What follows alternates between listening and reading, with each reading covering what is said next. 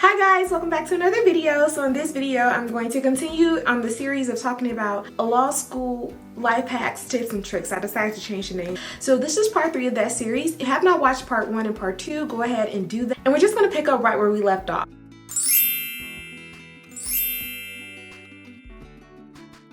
I think I am on things 7, 8, and 9 today. So thing 7 is your 1L year. Your 1L year is a painful haze. You're gonna have to learn the language of the law. You're gonna have to learn how to read cases, how to navigate classes, and how to manage your time.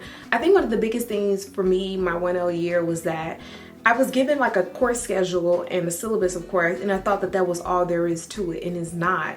There's mandatory professionalism classes that the school has to do because of the ABA, and then there's research classes with LexisNexis and Westlaw, and they just take up so much of your time. Like, law school invites themselves to your private schedule. So you may think that, okay, I'll have every Tuesday and Thursday afternoon off to go to the gym or to, you know, do XYZ. You don't. They'll take it up and give you a 2-week notice. And so I think that's, for me, that was one of the most difficult things about law school. Also, the way that my school structured their courses for 1L, I was in school every single day. So Monday through Friday, it was a commute. It was really like a full-time job. And sometimes I would just have to go all the way to campus for 1 or 2 classes, which was so annoying. Like, y'all could have piled this on and gave me the day off on Friday, but they want to haze you. And that's just what the 1L year is. I want to pass on a piece of advice that was given to me by one of my professors. What you'll experience is different student organizations going around, inviting you to events and inviting you to different things. It's kind of exciting, right? You want to go to this event, or this protest is going on. It's a lot of things going on. But like my contracts professor said, your first job is to be a student. Everything else comes later. So I want to pass that piece of advice on. Like, don't get too caught up in all the other stuff. For me, I know that piece of advice, I didn't get caught up in any of it at all my 1L year. 2L year and 3L year, of course, I jumped in some extracurriculars, but 1L year, I took my job as being a student first, middle, and last. Like, that was my main focus. That's where all my free time went. That was why I was there, was to be a student and to master how to be a law school student. So this first year is best spent studying, getting good grades, getting a high GPA so that you can qualify for summer associate positions, good internships, and grab glowing letters of recommendation from your professor. You want to form those good study habits and establish a solid class rank. So that should be your focus for 1L year. The next thing I want to talk about is school supplies for law school. I know that I kind of threw this in there in the middle, but I told y'all it will be something in this list from everybody from pre-law to 4Ls. It'll be something in these videos for everyone. But I feel like I went to law school and they didn't give you a school supply list. Like, I'm so used to getting the school supply list. So I just want to talk about what you're going to need for law school, as well as what works for me and how to best prepare. First things first is a laptop. This is by no means an Apple commercial. And I know that Apple is expensive and MacBooks are expensive, guys, but if you have if you can ask for it for graduation, or, you know, muster up donations, or if your friends and family want to send you off to law school with a nice gift, I would try to pocket those dollars into investing in a MacBook, something that you're not gonna wear and tear on, or that's going to give you a headache and you're going to have to take to the shop and get serviced on a regular.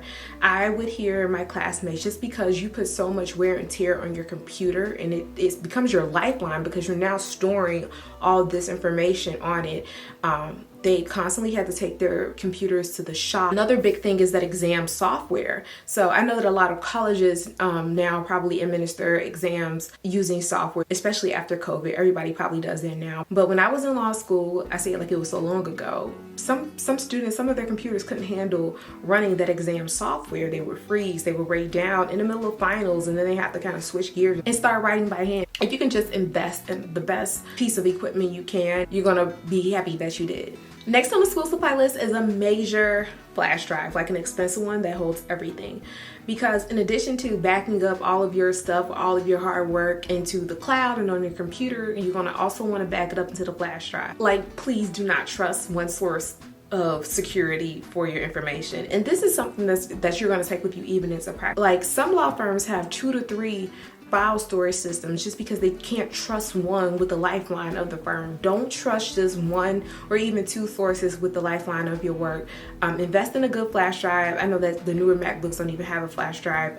You have to buy like the external and hook it up or whatever, but whatever you have to do, invest in another piece of safety for your hard work. Number 3, invest in a good printer. Yes, the school is going to have printing.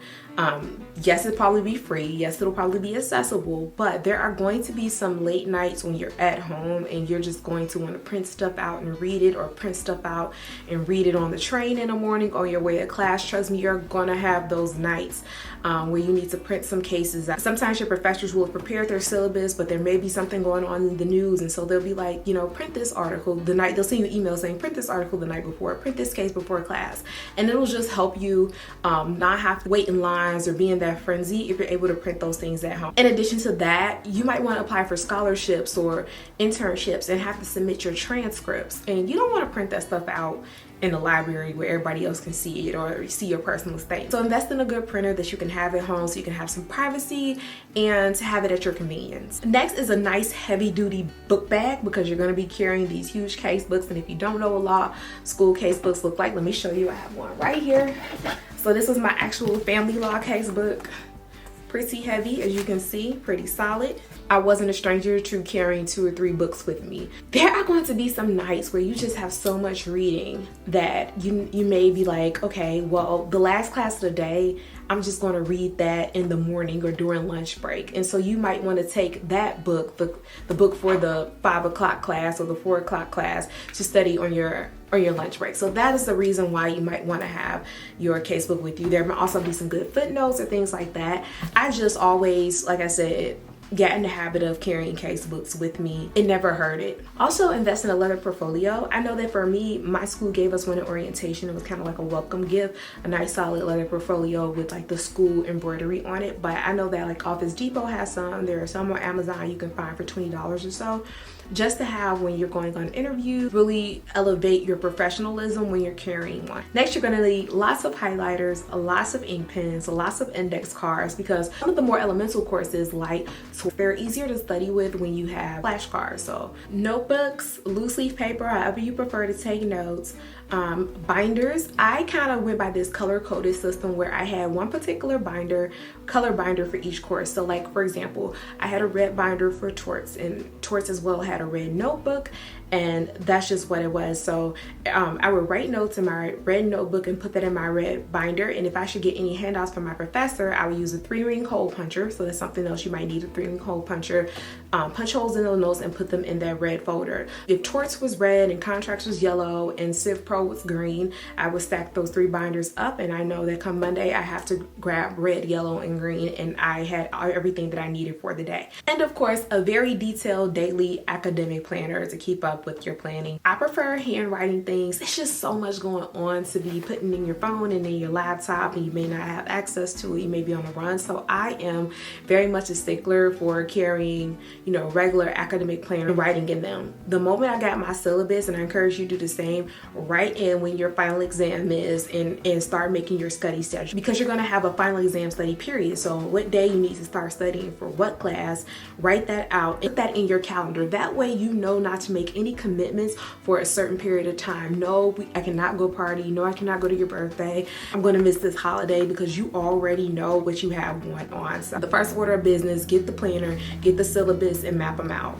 So that's kind of how I organize myself, and those are the school supplies that I operated by while I was in law school. And I know that's kind of was all over the place, so I'll put the list down in the description box below. So that's all for law school supplies. And so the last thing number 9 that I'm going to talk about in this video, I shouldn't have to say this, but things happen, and I'm going to say don't get arrested while in law school. So the day that you start law school is like the day the dress rehearsal starts for your legal career, and you don't want anything standing in the way between you and the bar. Even the smallest of legal mishap can make you look like you don't respect or obey the law. So no speeding tickets, no arrests. Character and fitness looks at everything. That means if you're going to be going to a wild party, be careful of what you're doing, what you're saying, and who you're with, especially especially with cameras and cancel culture these days. Just be careful of those things. It's crazy because sometimes I'll, just be minding my business and I'll see on social media a lawyer, for whatever reason, may have done something, supported some kind of politician, done something that wasn't breaking the law or in any way made them unfit to be a lawyer.